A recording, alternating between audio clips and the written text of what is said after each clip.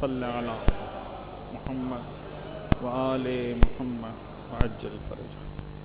عزیزان گرامی، نماز میں ہم جب رکوع کرتے ہیں تو جو رکوع کی ڈیفینیشن ہے اس میں دو چیزیں بڑی امپورٹنٹ ہیں۔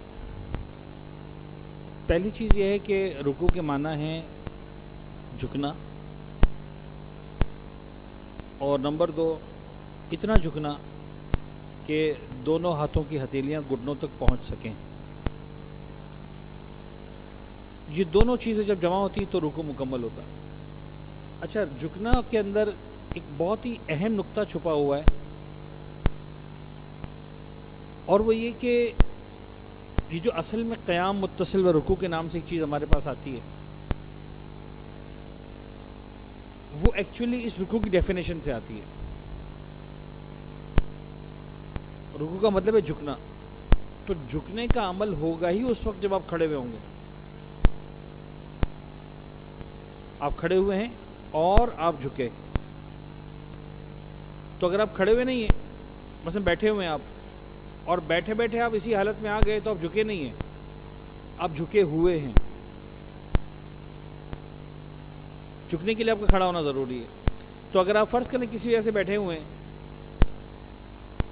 الحمد سورہ پڑھنے کے بعد 99.9% انسان بیٹھتا نہیں ہے، رکوع میں جاتا سیدھا۔ فرض کریں خدا نہ خواستہ آپ کے پیر پہ ایک دم سے چوٹ لگی، تو دین آپ کو اجازت دیتا ہے کہ آپ نماز کو پاز کریں، 2 سیکنڈ 4 سیکنڈ 5 سیکنڈ کے لیے بیٹھ جائیں۔ الحمد سورہ تو پڑھ چکے ہیں، اب آپ کو رکوع میں جانا ہے، تو آپ بیٹھے بیٹھے رکوع میں نہیں جائیں گے، آپ پہلے کھڑے ہوں گے پھر جھکیں گے۔ یہ ہے قیام متصل برکوع۔ غور فرمان۔ ورنہ اصل میں قیام متصل برکوع کا مطلب جو ہمارے یہاں مشہور ہے کہ صاحب 1 سیکنڈ رکو 2 سیکنڈ رکو، ایسا کوئی معنی نہیں ہے۔ کوئی رکے بہت اچھی بات ہے، لیکن کوئی نہیں رکتا ہے تو اس کا وہ نماز باطل نہیں ہوتی، سب رکوع سے جاتے، سب قیام سے جاتے ہیں۔ خیر، تو ایک یہ والی معنی ہے کہ جھکنا۔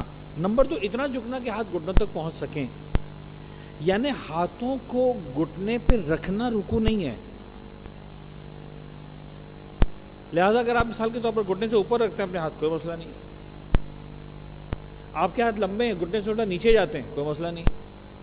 آپ سائڈ سے گھٹنوں کو پکڑتے ہیں، فرنٹ سے پکڑتے ہیں، اندر کی سائڈ سے پکڑ لیتے ہیں، تھوڑا سا ڈپینڈ کرتا ہے ہر انسان کی اپنی فزیکل موومنٹس کے اعتبار سے، کنڈیشنز کے اعتبار سے، ہائٹ اور لینتھ کے اعتبار سے، ٹھیک ہے۔ اتنا جھکنا کہ ہاتھ گھٹنوں پر، لہٰذا اگر آپ نے ہاتھ گھٹنوں پہ نہیں بھی رکھیں تو بھی آپ کی نماز صحیح ہے۔ یعنی آپ اگر توضیح المسائل کو کھولیں گے تو آپ کو جملہ لکھا ہوا نظر آئے گا کہ رکوع کے مستحبات میں سے ایک مستحب یہ ہے کہ انسان ہاتھوں کو گھٹنوں کے اوپر رکھے۔ مستحب کا مطلب یہ ہوتا ہے کہ نہیں کرو گے تو ہماری عبادت صحیح رہے گی۔ تو رکوع میں جھکنا رکوع ہے، ہاتھوں کو گھٹنے پہ رکھنا رکوع نہیں ہے۔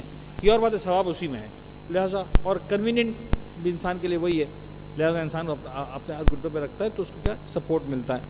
یہ بھی مستحب ہے کہ انسان کے گھٹنے جو ہے پیچھے کی طرف ہو، اسٹریٹ ہو، پیر میں جو ہے وہ بینڈنگ نہ ہو۔ بڑھاپے میں کے بہت سے لوگ نہیں کر پاتے، کوئی مسئلہ نہیں ہے، صحیح ہے۔ مستحب ہے کہ اپنے گھٹنوں کو پیچھے اسٹریٹ رکھو، ثواب اس کا زیادہ ہے۔ لیکن اگر نہیں ہوتے تب بھی آپ کا رکوع جو ہے وہ آپ کی صحیح رہتی ہے، غلط نہیں ہوتی۔ صلوات پڑھ دیجیے گا محمد و آل محمد۔